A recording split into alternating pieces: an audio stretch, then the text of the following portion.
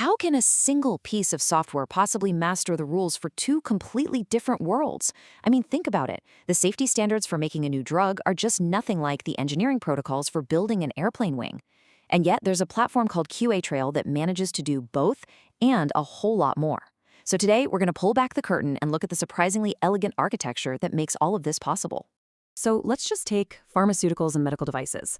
On the surface, they seem pretty similar, right? They're both in healthcare, both are super regulated. But the moment you dig into their rulebooks, you realize they're speaking completely different languages. Pharma companies, they live by guidelines like ICH Q7 and Q9 for risk. Meanwhile, medical device makers, they follow a totally separate set of standards, like ISO 13485 and 14971. The goal is the same, patient safety, but the paths to get there are entirely different. And that brings us to the central puzzle. How on earth do you build one system that can speak both of these languages fluently and a bunch of others without just getting its wires crossed and becoming this impossibly complicated mess for the user? Well, that's the big question we're going to answer right now. And the answer, it turns out, lies in this really elegant concept they call the vertical. This one idea is the bedrock of the entire platform.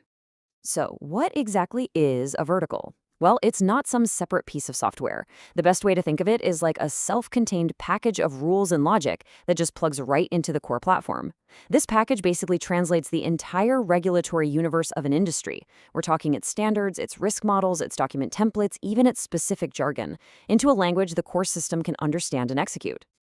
And believe me, this isn't just a theory. I mean, look at the range of verticals QAtrial already has up and running. You've got pharmaceuticals sitting right next to Aerospace. One is using the ICH Q9 risk model, which is all about product quality, while the other uses FMEA, which is focused on analyzing process failures. This table just perfectly shows how the exact same core engine can power these completely different industrial worlds just by loading in the right vertical. It's pretty cool. Okay, so how does a new world actually get unlocked? Let's do it. Let's walk through the process by building a brand new vertical completely from scratch. And for our case study, we're going to tackle the food safety industry, which, as you can imagine, has its own incredibly unique set of complex rules. So the whole process follows 5 key steps. It all starts with drafting the core rulebook for that new industry. Once you have that registered in the system, you get to what is probably the most crucial choice of all: selecting the right risk model. And we'll dig into that in just a second. From there, you can layer on specializations. And then, finally, you test and deploy. It's a really structured and, most importantly, repeatable process. All right, let's zoom in on that critical decision point I just mentioned: choosing the risk model. This single choice, right here, determines how absolutely everyone in that vertical is going to think about, assess, and document risk. You could say it's the cornerstone of the entire vertical. It's a big deal. The platform comes with several standard risk models or taxonomies already built in. You've got ISO 14971, for instance, which is laser-focused on patient safety for medical devices. But for our new food safety vertical, the choice is actually pretty clear. It's got to be FMEA, which stands for Failure Mode and Effects Analysis. Why? Because its entire focus is on preventing process failures, which is really the heart and soul of food safety. It's a perfect match. And here's why that choice is just so smart. The food industry already has this well-established system called HACCP for analyzing hazards. And the core of HACCP and of FMEA is all about looking at risk across 3 factors: the severity of a potential failure, the likelihood of its occurrence, and how easy it is to detect. So by choosing FMEA, QAtrial isn't coming in and forcing a whole new system on them. It's literally speaking the language that the industry already knows and understands. And the system can get even more granular with something they call country overlays. So for our food safety vertical, we could add a layer with specific FDA rules just for users in the United States, and then another with EFSA guidance for people in the European Union. The system is smart enough to stack these rules, making sure that users only see the regulations that actually apply to them, right on top of the core industry standards. Okay, so we've seen the how, but let's talk about the why.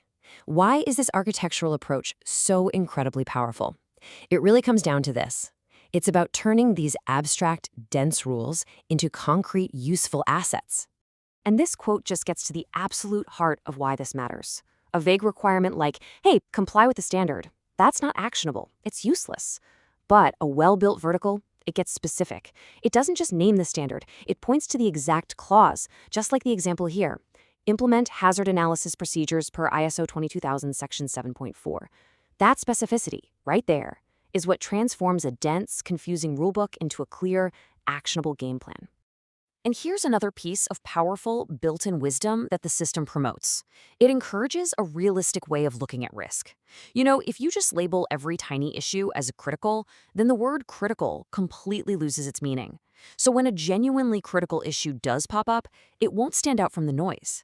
This design pushes for a much more thoughtful approach, which just makes the whole quality system that much more effective. And just like that, our case study is done. By defining the rules and picking the right risk model, a brand new food safety vertical is born. The platform, which before this supported 10 major industries, now serves 11. And it's not just about adding a number. This process has unlocked an entirely new domain, making its complex rules manageable, actionable, and a lot less scary. And this, right here, is the ultimate payoff. All of that deep, hard-won knowledge about an industry's regulations and its best practices, it's no longer just trapped in some document or stuck in people's heads.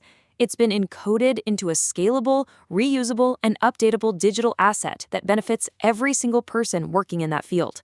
It basically democratizes expertise. You see, this kind of architecture is just designed for growth. By codifying expertise into these neat, self-contained verticals, the potential is nearly limitless. Which leaves us with a final and pretty exciting question. With a framework this powerful, what complex, regulated industry do you think should be unlocked next?